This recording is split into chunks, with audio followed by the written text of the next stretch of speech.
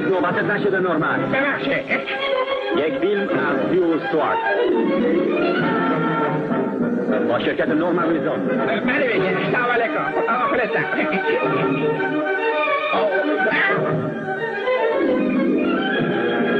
نورمن در فضا. یعنی اون بالا هنرپیشگان دیگر ایان هانتر، دیوید لاج و باسن. او اولی نامزد بله. ایدارم خودتون بکنید انگلیسیتون پیش بیام.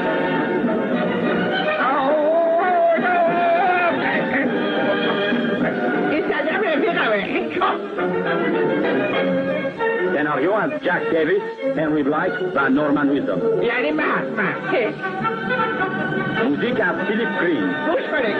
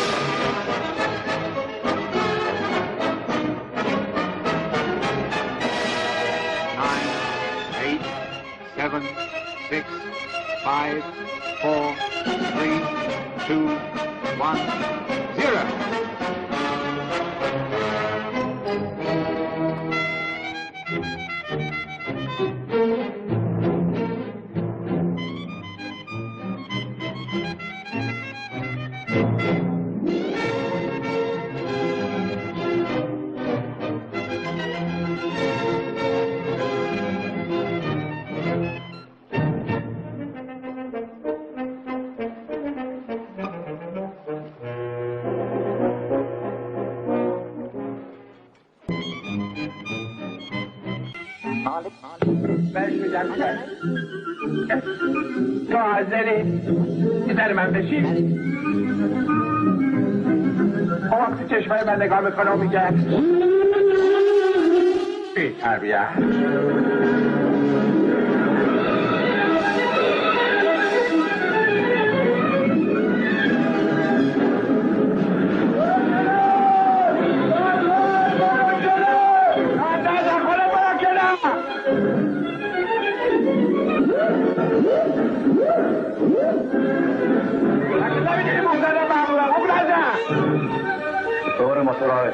دور موتور آهسته کنید.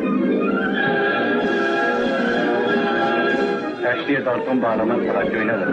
رفتش کنید. اگه اون احمق نمیدونه که جلوی این افکار جنگی رو نمیشه گرفت. زود بزنید رد شه. توش دردم آیا شکستش چطوری برداشته؟ چی میگه؟ گفتم چطوری برداشته؟ اگه اون کشتیه مال منم کشتیه. میگه مال منم کشتیه بازم. گستاخ بیادم. ای با تو هم دلتون، تو چرا این افکار جنگی رو گرفتی؟ جلوی کشتی حمل و نقل درسن گرفتی نگاه کن. اگه چرا ما رد نشی از روز رد بشین. اگه بعدی رد شو تو خیال کردی من خور قاسمی تو ترسم. اگه بازم بخواهی دور برداری به رئیس بندر میگم دعوت بکنه. این دیگه قابل تحمل نیست. این مردی که دیگونه. زود باشه موتور خاموش کنید. تو دیوانه هستی. تو دیوانه هستی.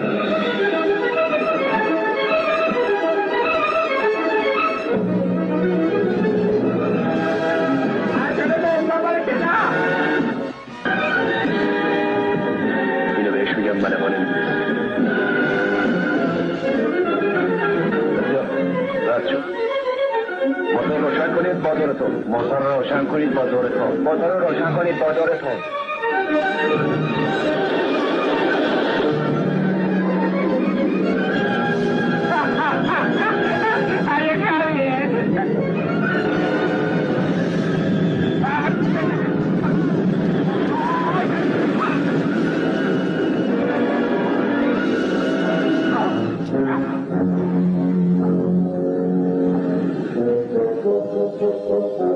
اجازه میدید قبل از پرس دادن ابراز بگیریمش؟ نه لازم نیست برید. این چونه برقرب نمیشه.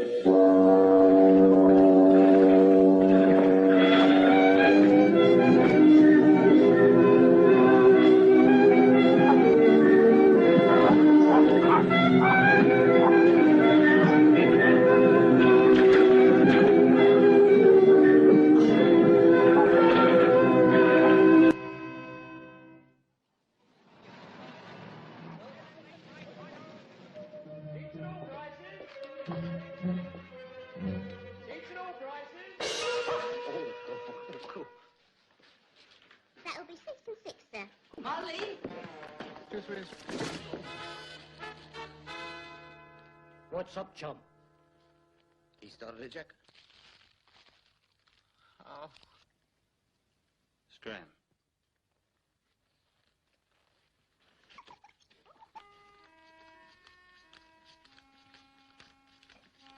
17, 18, 19, Marlene. 20, 21, Marlene. 33, 34, 35. Goodbye, Marlene.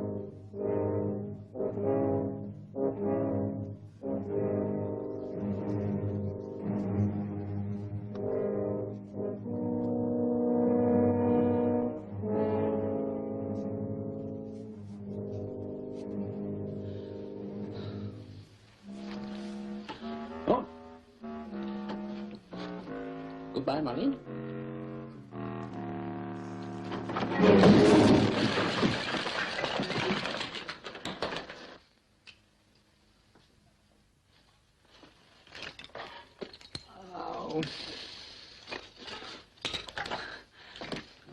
She said I couldn't do it.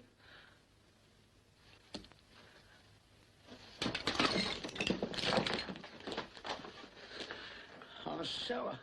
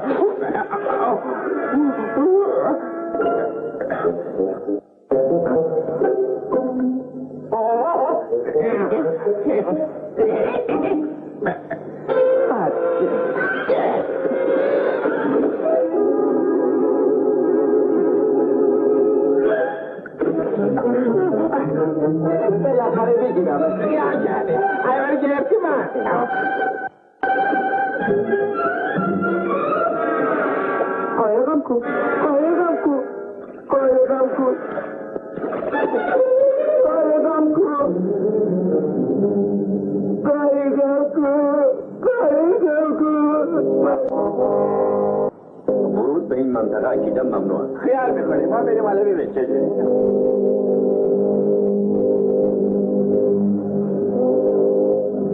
چگونه؟ خداحافظ مالک. برای همیشه. بیا بالا. بیا بالا.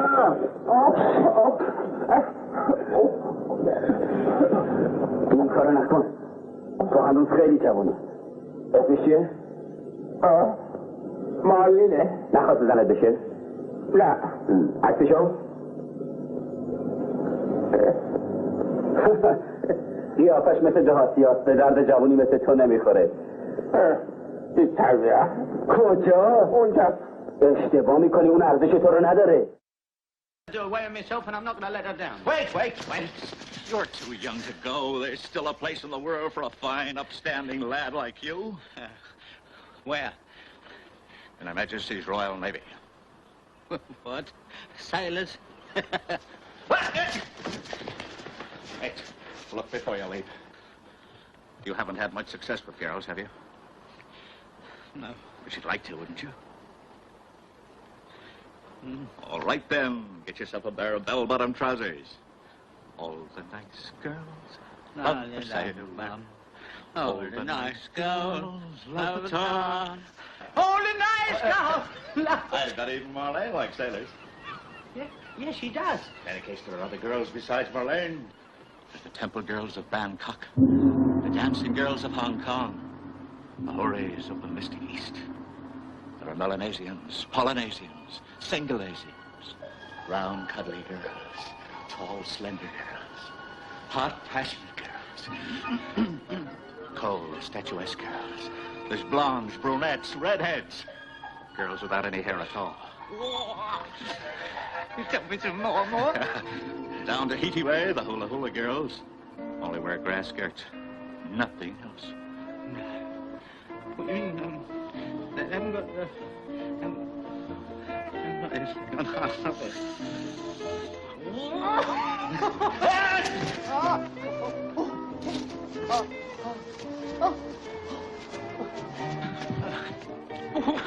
Tell me some more.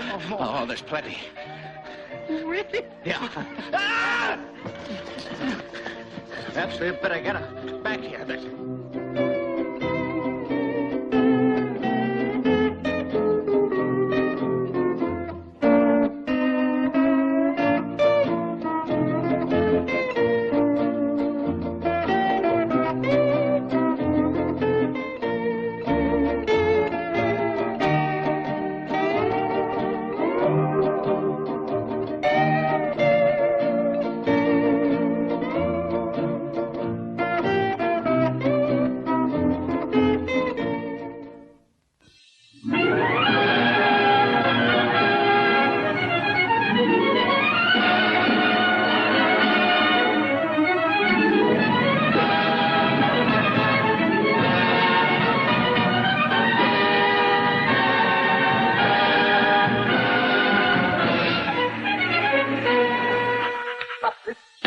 موافق نیستم. وزارت دریاداری صریحا دستور داده که موشک فضایی باید به وسیله یکی از دانشمندان هدایت بشه. بله اینطوره. کپسول فضایی باید به وسیله یکی از باهوشترین دانشمندان هدایت بشه. یعنی دکتر کاروترز؟ چه اشکالی داره؟ حقیقتش اینه که من مخالفم. هدایت کپسول به وسیله موشک در فضا باید ساکت. خواهش میکنم. آقای ادمیرال شما چرا اجازه دادید این سگو به یک چنین کمیسیونی راه بدن؟ مگه نمیدونید این موشک به نام این سگ نامیده میشه؟ همونطوری که قبلا گفتم برای هدایت این موشک احتیاج به یک دانشمند نیست. یه ملاح شجاع و باهوشم میتونه این کارو بکنه. خلاصه مردی که خون نلسون در عروقش جاری باشه.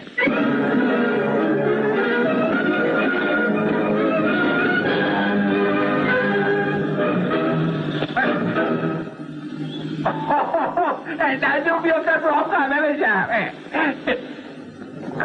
توی نگاه خنده موقوف له و لوچه جن. رفیقانش چطوره ها؟ برو تو سر. چه کرمیه؟ این رفیق اون چه نرگشه؟ برو تو سر. هنوز که اتوبوس نیومده که. وظیفه تو اینه که عرصه کشتی نیروی دریایی رو پاک نگه داری. همه جا رو باید تمیز کنی. دستگیره ها، درها، همه چیز. حتی افرادی که در این کشتی خدمت میکنن. باش. نه جدا من این لطفا خیلی خوشم اومده. ناو نیروی دریایی. آره. بگو بله سرکار. بله سر. خب حالا همه باید بریم پایین. بدون زیر زمینه؟ در نیروی دریایی میگن پایین، فهمیدی؟ بله سرکار خودتون سرهمش بکن. افراد دنبال من بیان. بیای بچه بیای.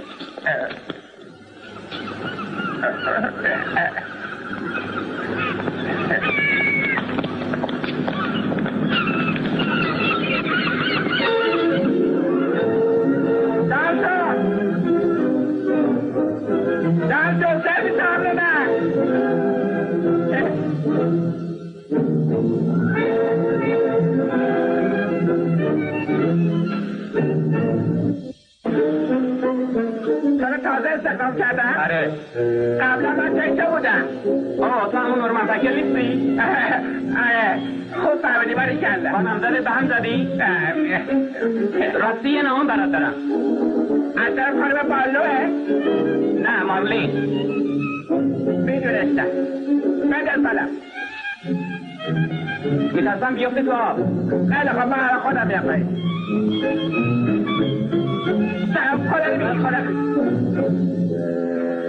من گفتم که مخالفم، حرفی هم که زدم پس نمیگیرم.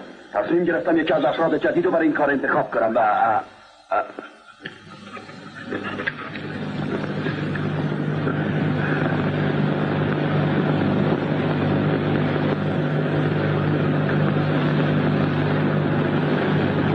نمیفهمم تو اینجا چی کار میکنی ملا؟ سلام علیکم. زود از اینجا برو، این کمیسیون محرمانه است. از دیدم چی گفته؟ برگرد به عرصه کشتی. قربون دخلمه. آخ که من دارم دیوونه میشم. زودی مرتکر ردش کنید بره. بارا نجاتش بدید. در برگرد. ندومه کشتی اون طرفه. هرچه زودتر غریق نجات بدید. غرقه نجات آماده کنید. چیزی دیده نمیشه. مامورین کشتی که آماده باشد. چرا نرد نورمن؟ بخواد عروسی کنه. برو بالا. یه نفر افتاده تو آب. یه نفر افتاده تو آب. کجا؟ سمت چپ کشتی. سمت چپ دیگه کجا؟ سمت چپ. واقعا لاستیکای نجات من زدید تو آب. بله قربان. یه نفر افتاده تو آب. یه نفر افتاده تو آب. دیدید فوق نجاتش بده. زود باشید با جنبه. بله بچه حراس مادری نگاه کن. لاستیکای نجات من زد تو آب. آره لباس برم دامنه. لباساتو دارم زود. خود لباس رو دارم. به اندازه زمین پسر. نگاه کن. نگاه کن.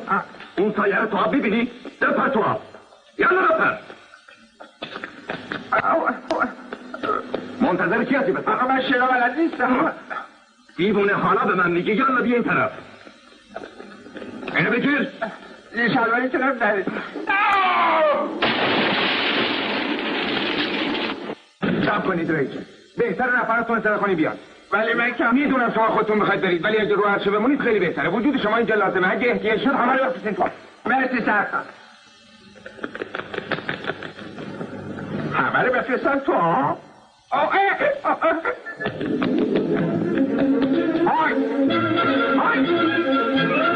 این برمیه.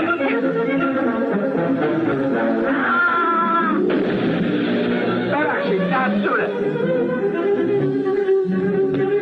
همه جو ببرید تو.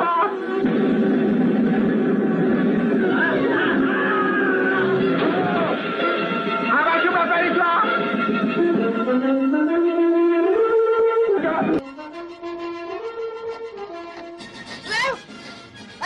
توجه یکی افتاده تو آب، یکی افتاده تو آب، یکی از بله که چیز بوده افتاده تو آب، ممکنه خنده بشه، از دست ممکنه دریایی کسی بکنه. یالا بیایید زود رو کشتی. این سر صداها چیه؟ بریم رو عرشه.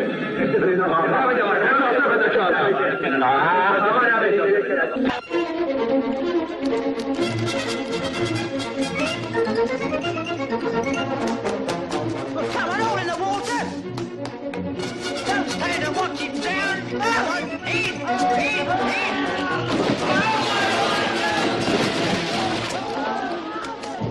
Man overboard, board, board, board.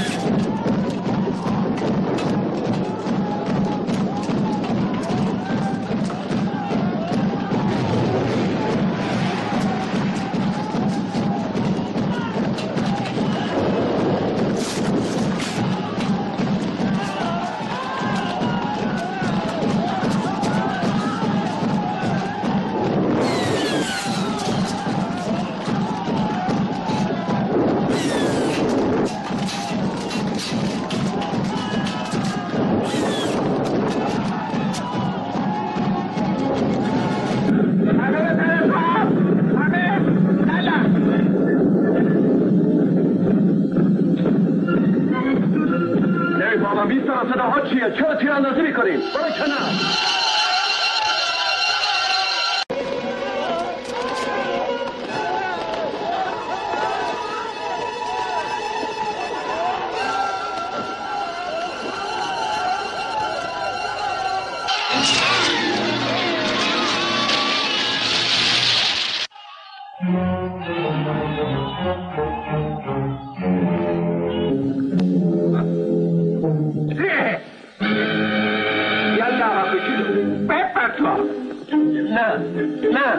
نداره خانه نوش دکن.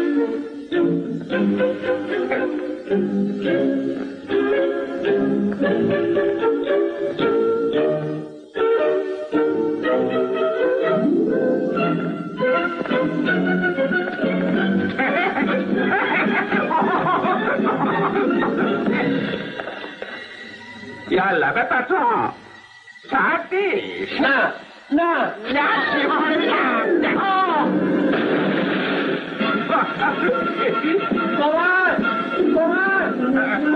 میگیریش. پیداش کردم قربان. اینجا. این نیست حواسی گرفتی. بیا.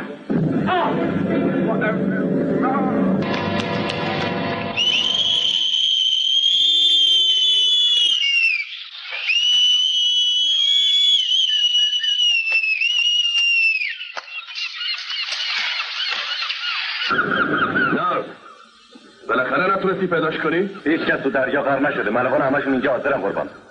حتما یه نفر خواسته شوخی بکنه. این بازی رو در آورده.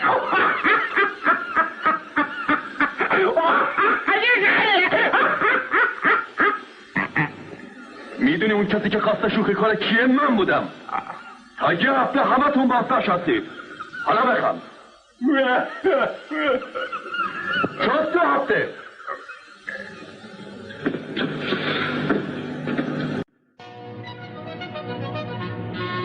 اول باید محل موشک رو بازدید کنیم و بعد یکی از افراد جدید رو برای آزمایش در نظر بگیریم. حالا یه شما تصمیم دارید نظر فانتزی خودتون رو عملی کنید؟ البته من معتقدم هر آدم معمولی با مختصر تعلیماتی میتونه موشک فضایی رو هدایت کنه و این موضوع به خود شما ثابت میشه.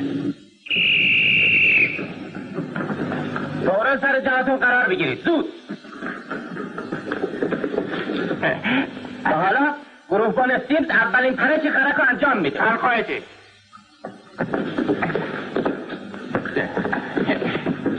خوب دقت کنید.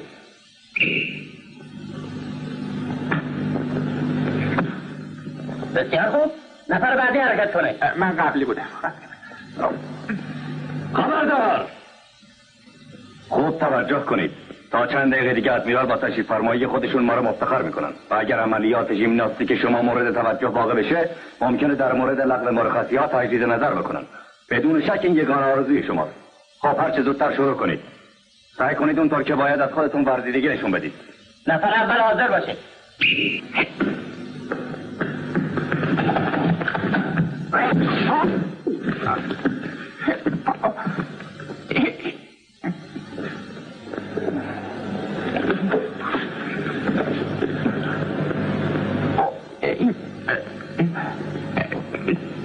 جوبش شکسته بود. میدونستم خیط میکنی نورمن. حاضر باش تکرار میکنی. زودتر. بله.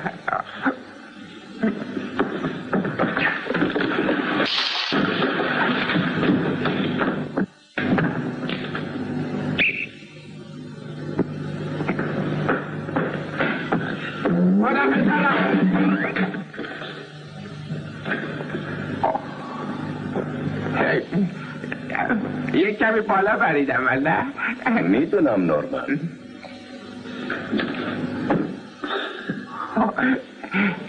خوزر باش.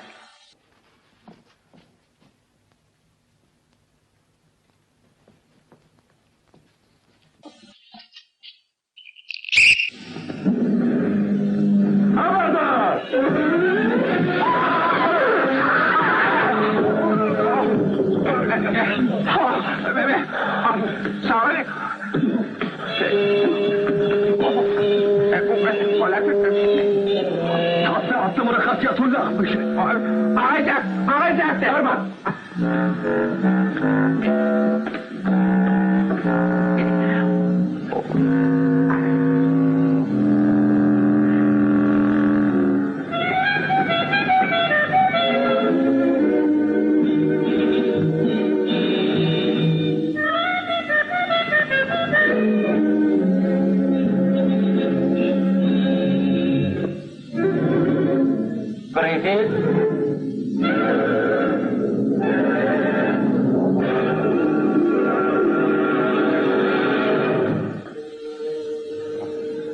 معلوم شد آخرین نفر چه کسیه؟ بله قربان، آخرین نفر مردی به اسم نورمن بود. فوراً بفرستش پیش من.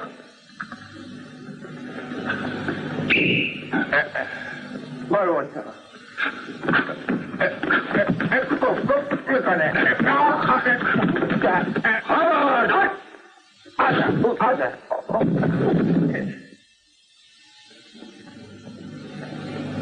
نورمن فوراً خودتو به فرماندهی معرفی کن. این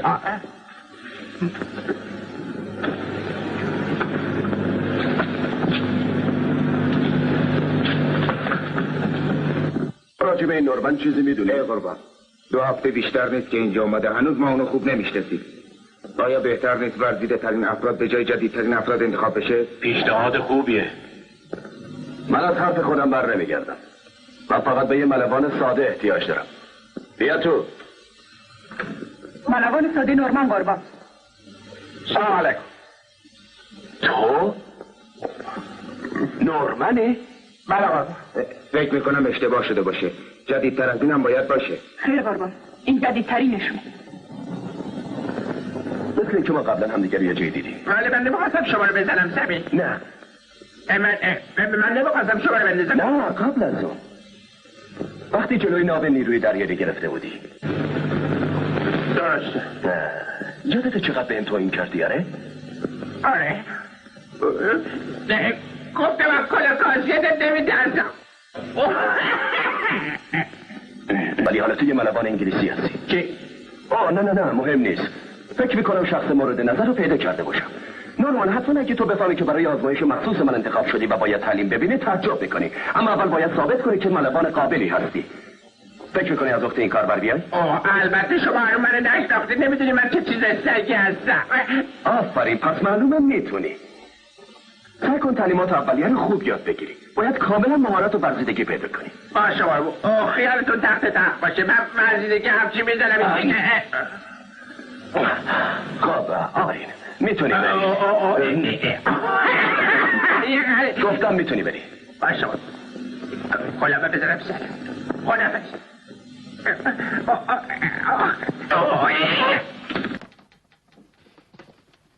This is outrageous.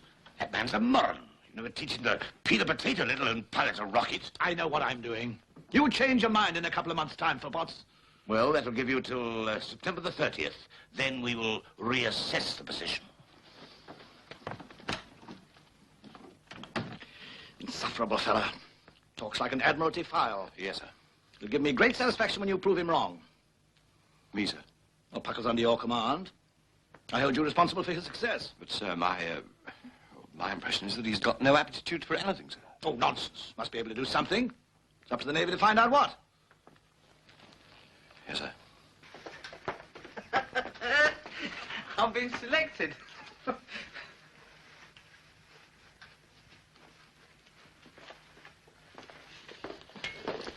We've been waiting for you, Puckle. Sure you want to carry on where you left off? Attention! The Admiral, it seems, has suddenly taken quite a fancy to our friend Puckle. Thanks to this, all our leave has been restored. Carry on. Three cheers for Puckle!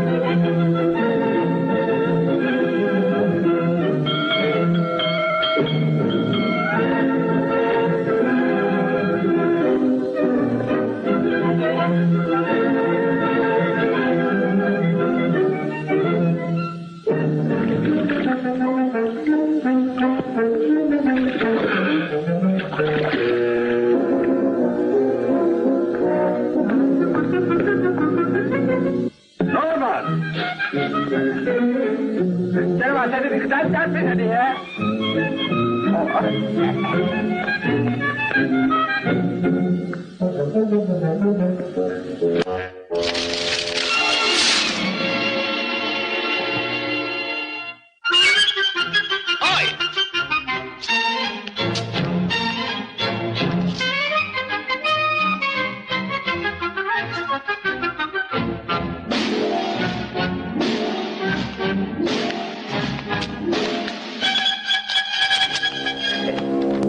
بنابراین دیگه اصول قباسی بر کسی پوشیده نیست. بسیار خوب. حالا من چند تا سوال ساده مطرح میکنم. ای نورمن، بگو ببینم یک قباس قبل از اینکه فشار هوا کم بشه چقدر میتونه از زیر آب بالا بیاد؟ والا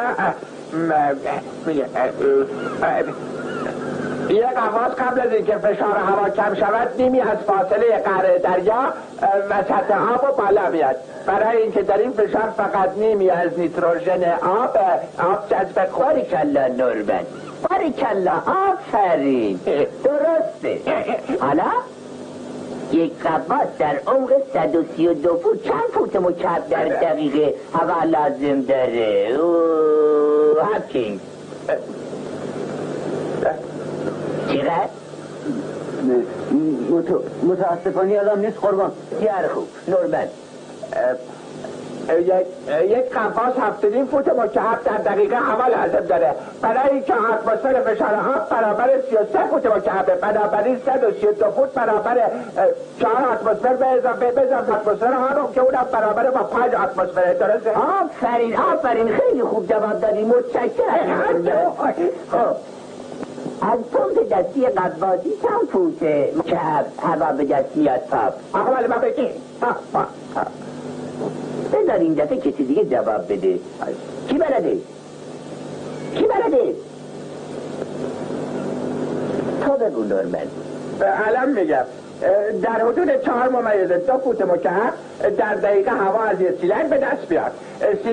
سیلندر پمپ باید 50 دور در دقیقه در فوت مکعب حرکت کنه و در 50 دور در دقیقه سیلندر پمپ برابر با 8 فوت مکعب هوا تولید میکنه. متشکرم نورمن، آفرین. اما عملا حد اکثر سرعت معمولی پمپ دستی 35 دوره. بنابراین هوایی که تولید میشه این از 3 فوت مکعب و 6 فوت مکعب در هوا از حد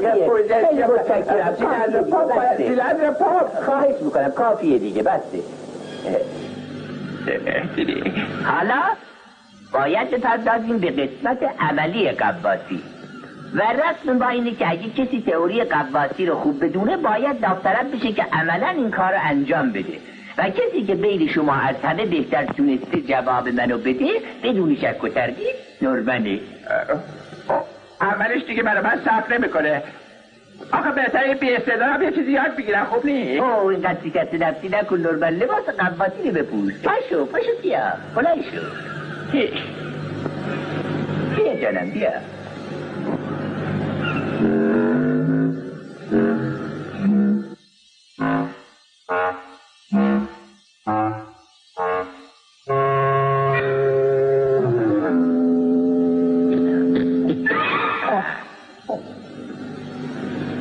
همونطور که ببینید مچ آستین طوری بسته شده که از نفوذ آب کاملا جلوگیری میکنه. تو که نمیخوای چیزی تو آستینت دارن؟ ده چکمه های قواسی باید خیلی سنگین تر باشه و الا نمیشه رفت تو آب. بعد سرپوش یا کلاه قواسی. با این دیگه آب به بدن قواس نفوذ نمیده. خواهش میکنم بیا جلوتر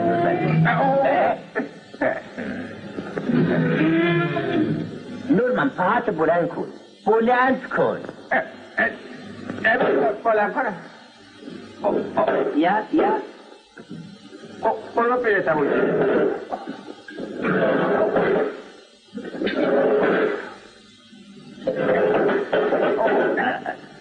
ای داری سر میده. کلاه بگذار. بالاخره کلاه بایشی سرم ها.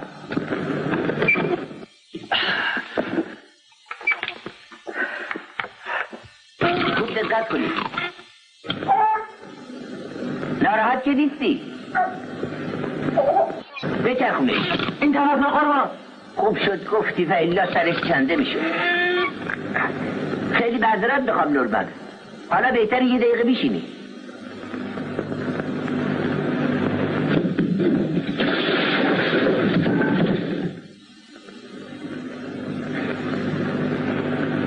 معذرت میخوام نورمن، صندلی پوسیده بود.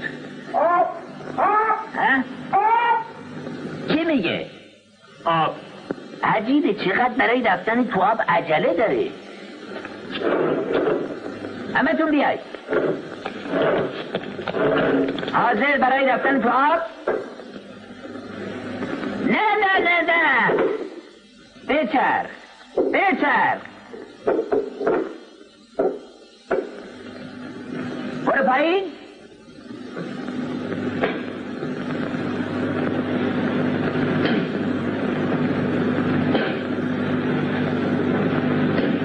هوا رو باز کن. هوا رو باز کردم آقا.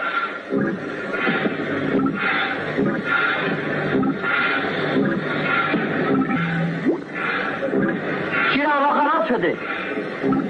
ما بیش از اندازه بهش هوا دادیم.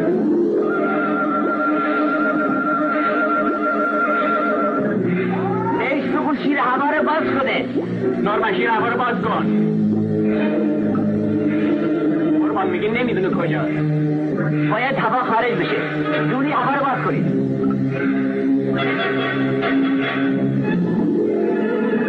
اون خبر بده من. زود باش.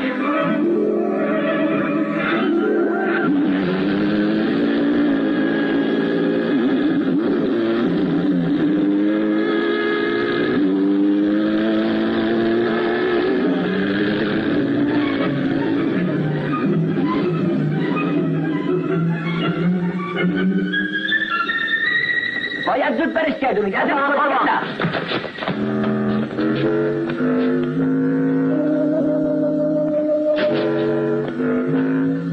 از یه مرگ حتمی نجات پیدا کرد. تا به حال چنین اتفاقی نیفتاده بود. آره خوبه نورمن.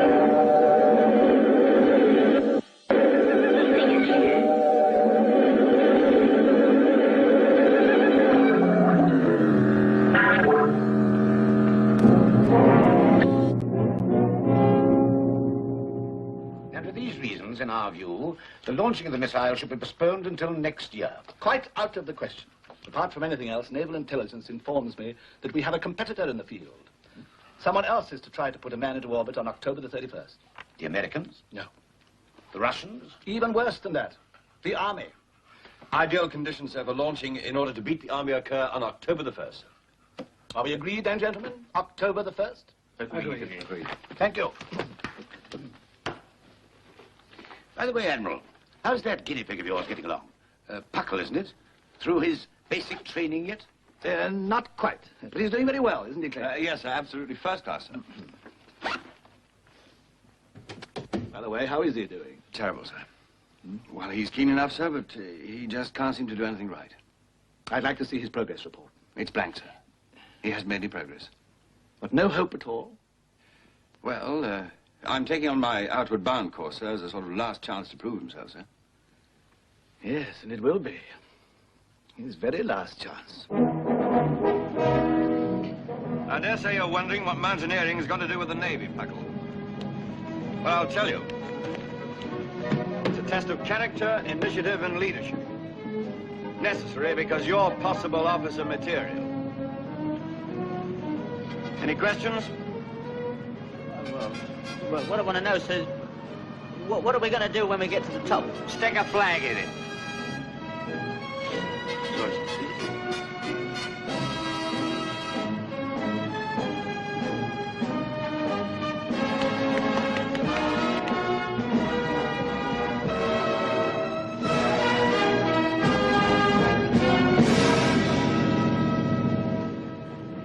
Right. Before we get going, remember the golden rules. 1, take care jumping precipices. You might break a limb. And 2, if you do break a limb, don't shout too loud because you might start an avalanche. 3, in an emergency, tug on the rope and the chap ahead will come to your aid. And finally, the most important rule of all. When going up, don't look down. I'll lead, and Penfold, Fraser, Knowles. Puckle, you're the lightest. You bring up the rear. Rope up. Mr. Knowles. Yes, Paco? Do you think you'll make me into an officer as soon as we get to the top, then? Let's go. Mr. Knowles! Yes? What about the tent? Who's going to carry that? The end man.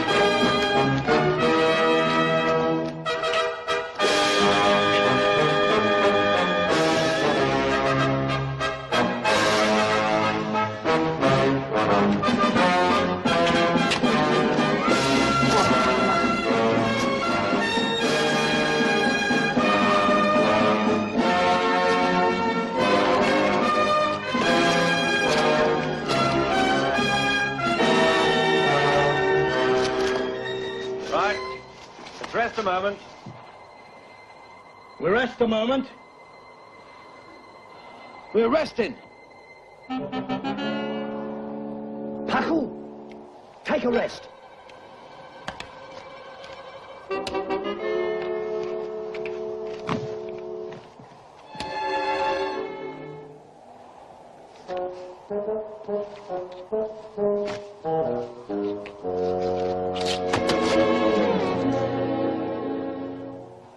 Right. Let's move on. We're moving on. We're moving on, Chief. Ready, Paco?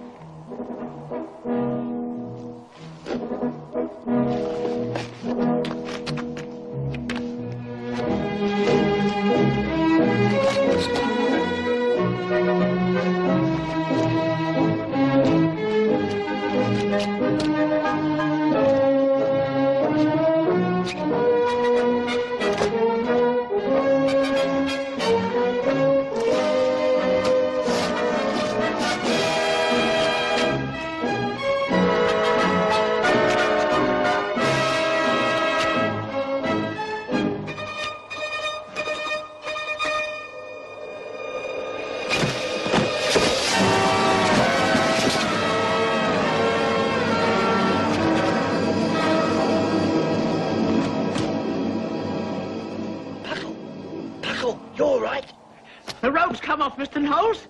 Well, put it on again! You don't understand, I can't! Quiet below! Where are the lunch?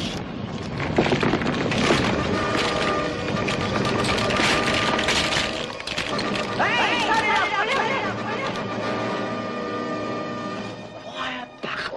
Oh, Mr. Knowles, the tent!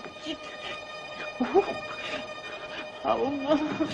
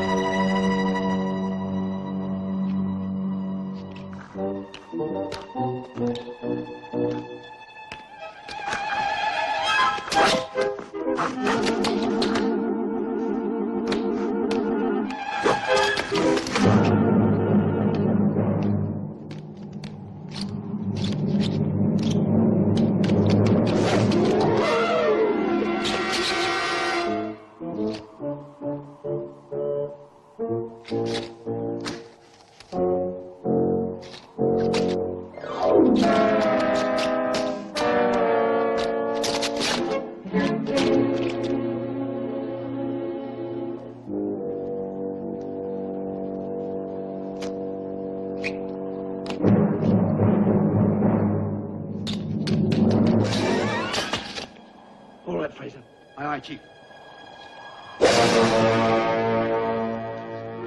Don't look down, look up. Stop!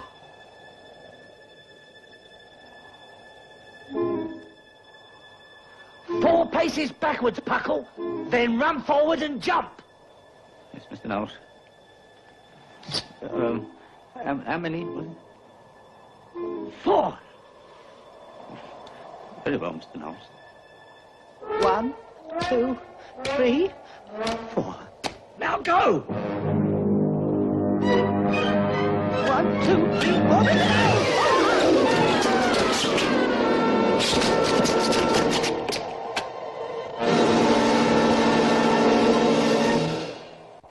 Hang on! Mr. Knowles! Don't look down! Climb up the rope, Buckle!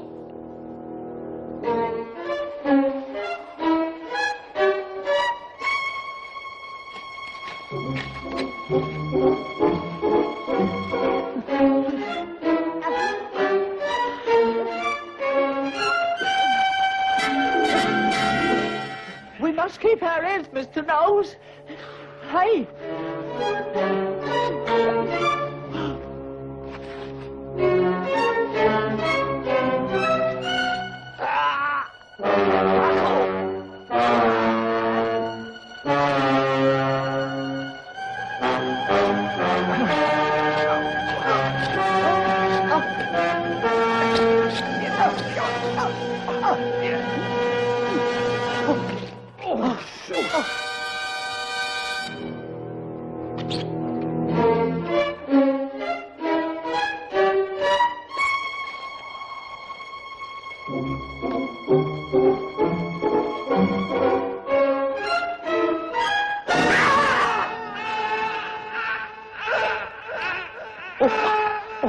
Sorry, Mr. Knowles.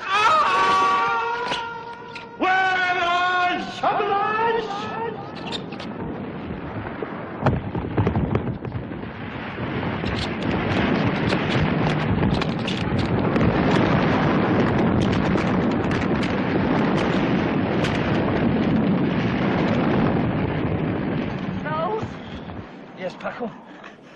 Can't we just stick the flag in here?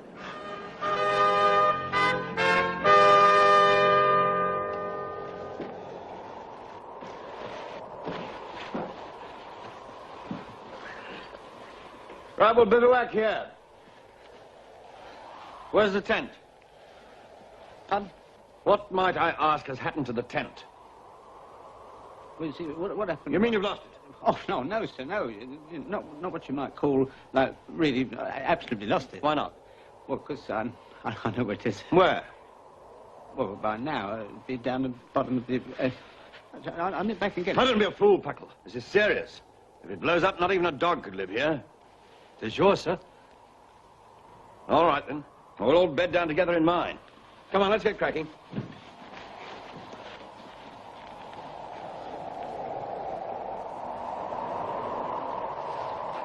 All secure, sir! Aye. Last man in, close the flap.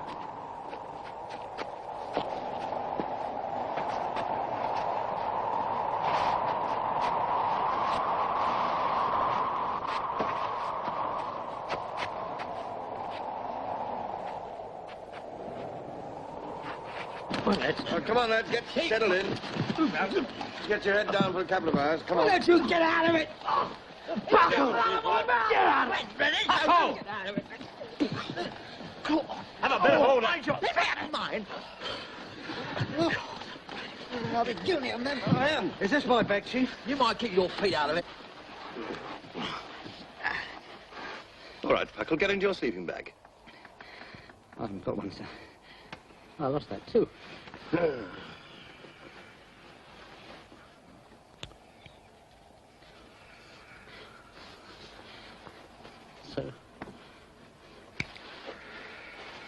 Sir, could I perhaps snuggle in with you, sir? Well, certainly not.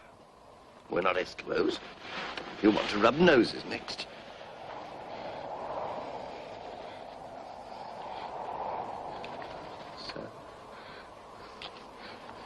Sir, I'm sorry if I caused you much trouble.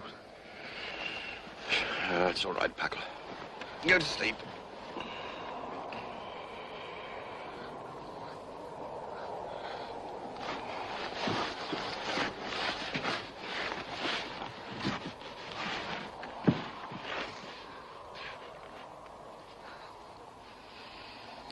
What's the matter, Packle? Cold. Well, perhaps that'll teach you not to lose naval equipment. If you're cold, light a fire. What, in here? No! It's cold outside. Not if you light a fire.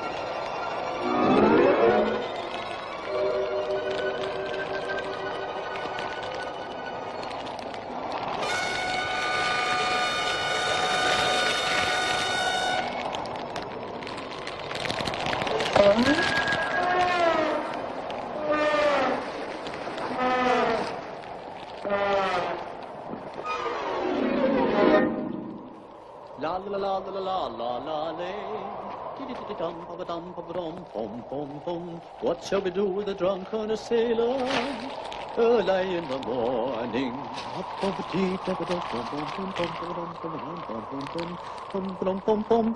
Early in the morning. Mountaineers!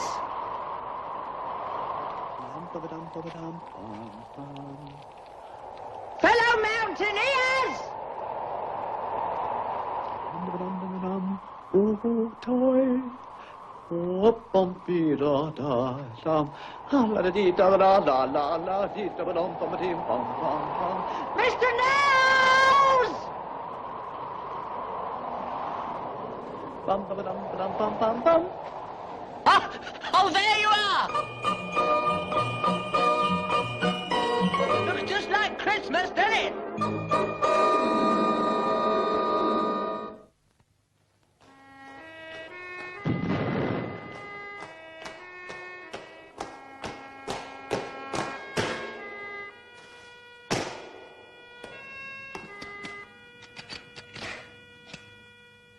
Is it time, sir? It is. I'm ready. Come on, then.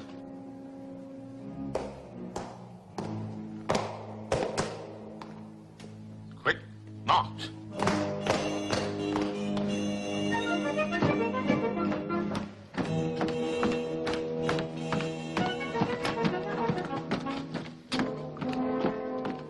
Polly, Bob, time! Quick,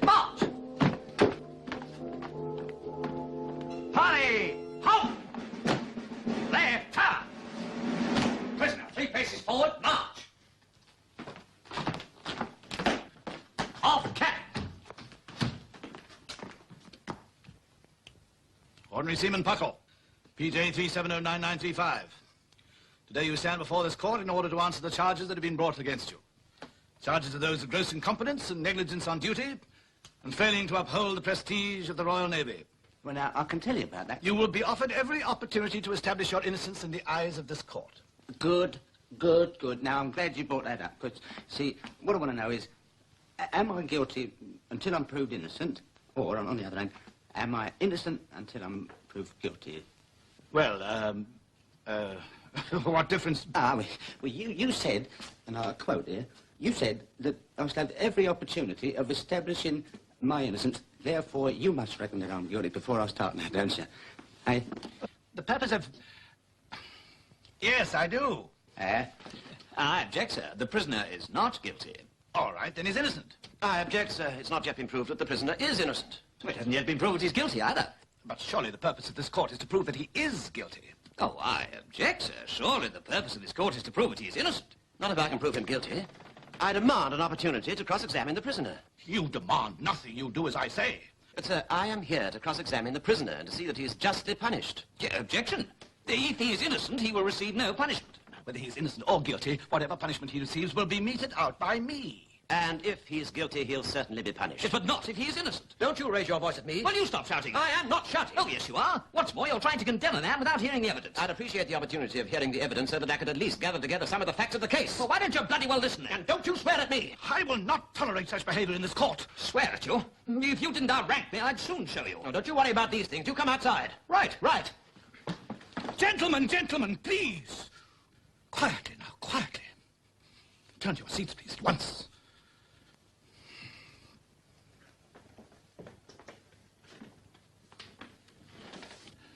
Will the prosecuting officer proceed? Puckle, why did you join the Navy? Well, now, I didn't join. I mean, not really. It wasn't what you call, well, not my own idea. And whose was this brilliant idea? Well, Mr. Filkins. Mm-hmm. And who is Mr. Filkins? Mr. Filkins? Well, he's one of us. A sailor. Oh, now, you must know Mr. Filkins. I see. Mr. Filkins is a friend of yours, is he? He was. And what spoiled this beautiful friendship? He got me in, didn't he? Got you in. Would you elucidate? Tell us how Mr. Filkins got you in. Well, you see, it so happened that at this particular time, you see, I was having a bit of woman trouble. Proceed. So bad had it got with me that, and here I must be candid with you all, I had decided to commit suicide, you see, but by chucking myself off the edge of the cliff. See, well, I was just going to say goodbye, Marlene, and along comes Filkins, and he advises me, he says, if you are going to commit suicide, he says, you might just as well go to the old log and join the Navy. Oh, surely, Puckle, you don't consider that joining the Navy is tantamount to committing suicide? Well, now, I haven't had time to find out yet now, have I? Well, you'll get time. I suggest that you join the Navy for the sole purpose of using it as a means to vent your romantic spite. And in so doing, you not only created havoc, but wrecked the morale of the entire ship's company. You're a witness. Well, he's laying it on a bit thick, isn't he? Well, isn't he going to say anything? Well, you're supposed to be my defending officer, aren't you?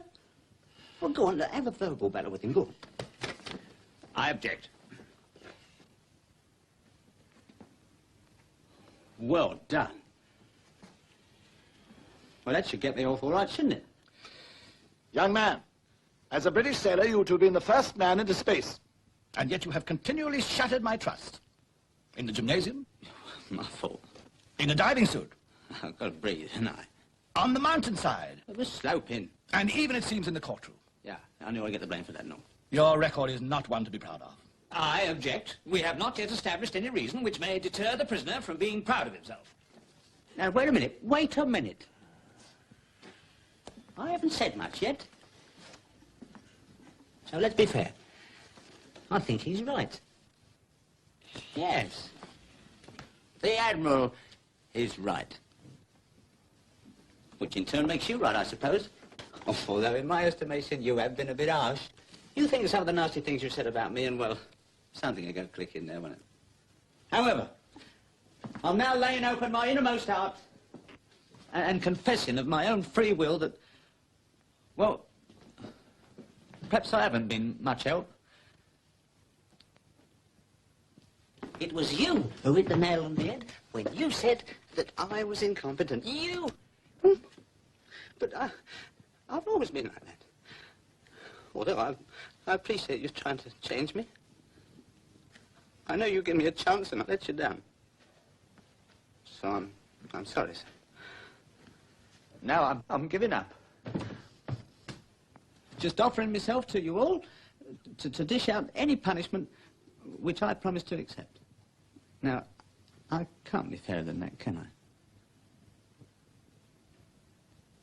Can I?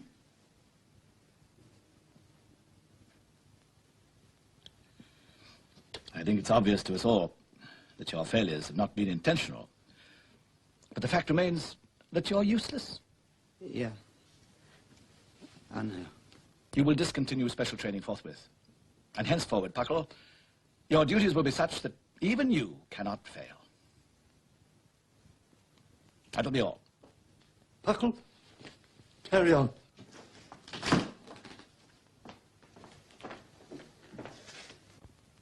You wish to say something, Puckle? Well, yes, sir. Just for the record, and you can jot this down, if it helps you. I reckon you're a very, very, very fair man now, I must say that. So, thank you all.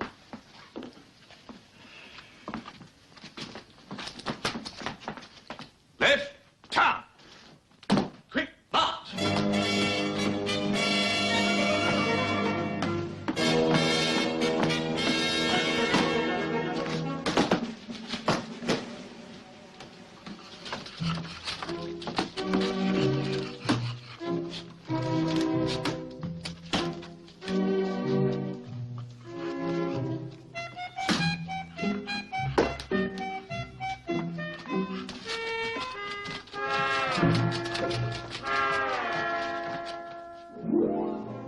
Attention, all personnel. The moment for which we have all been striving is upon us. Tonight at 2200 hours, the rocket post will be launched, and the Royal Navy will put a man into orbit. This must be our night hour. England expects every man this night to do his duty.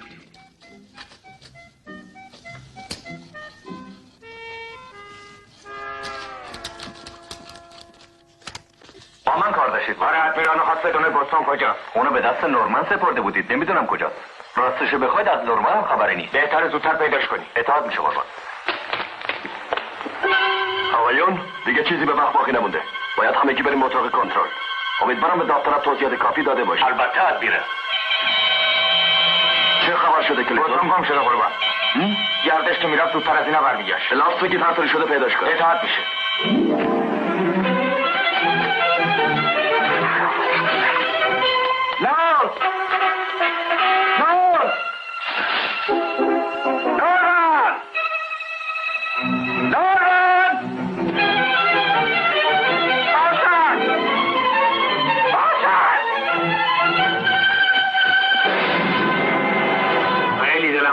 بیام ولی اینجا کار دارم.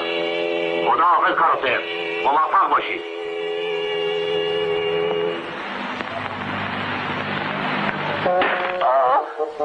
عینکم افتاد زمین.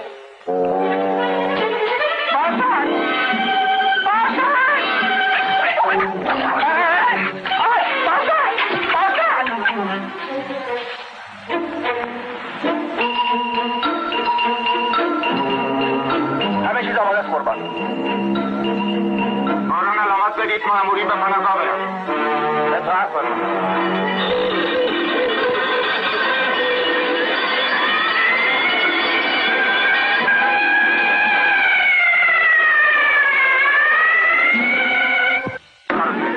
صفر منهای 90. سوار شید تا امید موفقیت. چطوری؟ من که نمیتونم به عینک به سفر برم.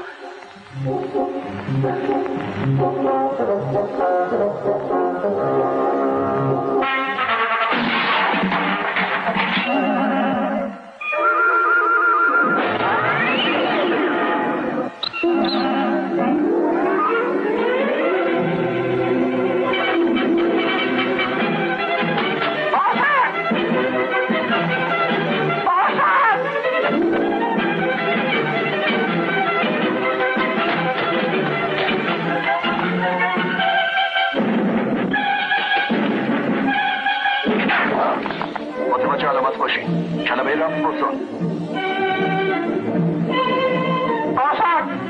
باشد کلمه رفت. در موشک ببندید. اطاعت قربان.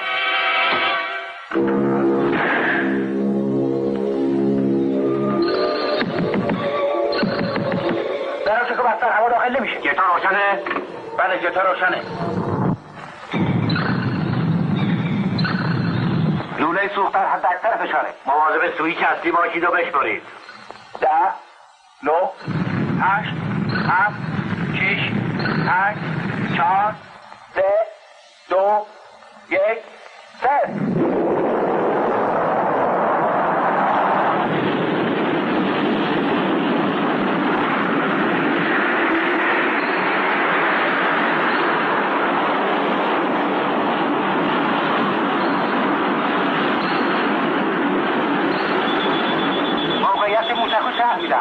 سرعت 25,000 مایل در ساعت.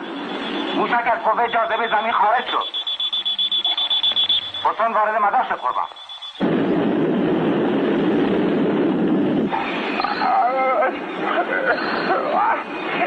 تا اینجا که خوب پیش رفته از بیران ها؟ کاروتر چطور شده؟ این ازم گم شده. یعنی میکید موشک بدون سرنشین؟ حتما یه نفرم تو قربان. چون علامت رمز گفت. برو کنار ببینم. بهتون جواب بده. نپتون داره صحبت میکنه. بده ببینم. فرمانده نیروی دریایی صحبت میکنه. تو کی هستی؟ 3 7 اسمم یادم نمیاد. من تکرار میکنم. تو کی هستی؟ من نورمن هستم. نورمن؟ ملوان ساده نورمن قربان. بله نورمن. من میدونستم که با استعداده. دیدید که موفق شد. منم همینه میخواستم. اولین انسان فضایی از افراد نیروی دریایی. آفرین نورمن، آفرین. ما منتظریم، حرف بزن. اون بالا چی میبینی نورمن؟ والا چیزی که من میبینم یه دونه توپ فوتباله. اونی که میبینی کره زمینه. آره. آروم باش بسرم، نترس. نورمن ما همه کی به تو تبریک میگیم. اولین انسان فضایی هستی. نام تو در تاریخ ثبت میشه. در دل من میخواد تو جغرافی ثبت بشم. تاریخ هایش دوست ندارم. اینجا که WC نداره. سرکار اجازه میدی یه سوالی ازتون بکنم؟ خواهش میکنم پسرم. چطوری باید برگشت رو زمین؟ من خیلی چیز دارم. این چه حرفیه؟ بی تربیت خودتو نگه دار. هر وقت که دلت خواست میتونی برگردی. نصیبه که ببینم اون چطوری میتونه برگرده. باید این گونه موارد هوش و ذکاوت فوق‌العاده لازمه تا انسان فضایی بتونه سالم به زمین برگرده. این چه حرفیه؟ بهش بگی چطوری باید برگرده. بسیار خوب، الان بهش بگم. کاملا به حرفام گوش بده نورمن. تنها امید تو اینه که دستاتو با مهارت تمام به کار بندازی، به طوری که از جمله احساس سوخت به تدریج کم بشه و در مخزن آب ذخیره بشه. حالا باید کاملا طبق دستوری که به تو داده میشه عمل کنی. 1. لوله هوای پایین رو باز کن. 2. فشار مخزن آب رو کم کن. این عمل با پایین آوردن اهرام سوم به طرف راست و باز کردن سویچ اصلی طرف چپ امکان پذیره. این کار انجام دادی؟ بله انجام دادم. جریان هواسنج باید تا زاویه 45 درجه باز باشه. 27 28 29. حالا کم کم اهرام بعد به خلاص باز کن. حالا آتیش نشدی. موشک آتیش گرفته. چی کار کرد؟ Yes, sir. Dead Admiral, there's no hope. Unless a miracle occurs, that rocket will disintegrate within 75 seconds. صورت قربان باید براش نشان مرگ با افتخار تقاضا کنی. همینطوره. من فرمانده نیروی دریایی هستم. نورمن گوش کن پسرم. با کمال تأسف باید به تو بگم دیگه هیچ امیدی برای مراجعت به زمین نباید داشته باشی. نورمن بله قربان. اگه از من میشنوی هرچی دکمه و اهرم جلوی دستته بازو بسته کن. شاید معجزه‌ای بشه و تو بتونی نجات پیدا بکنی.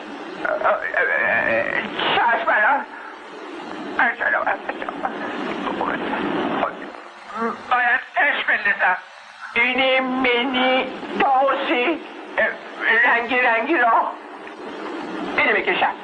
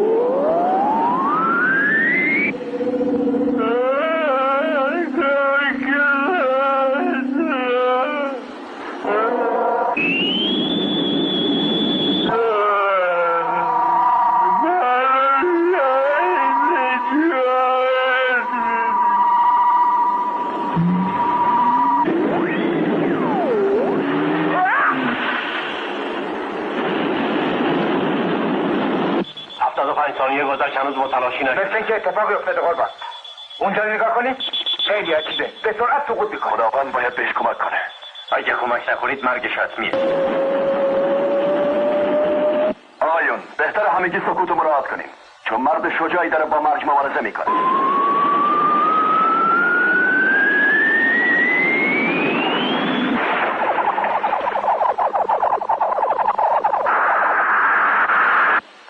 باسان در اقیانوس اطلس سقوط کرد. طول جغرافیای 20 درجه جنوبی و عرض 170 درجه غربی. آقایون باید به پاس احترام روح ملوان ساده نورمن مراسم نظامی انجام بشه. سکوت.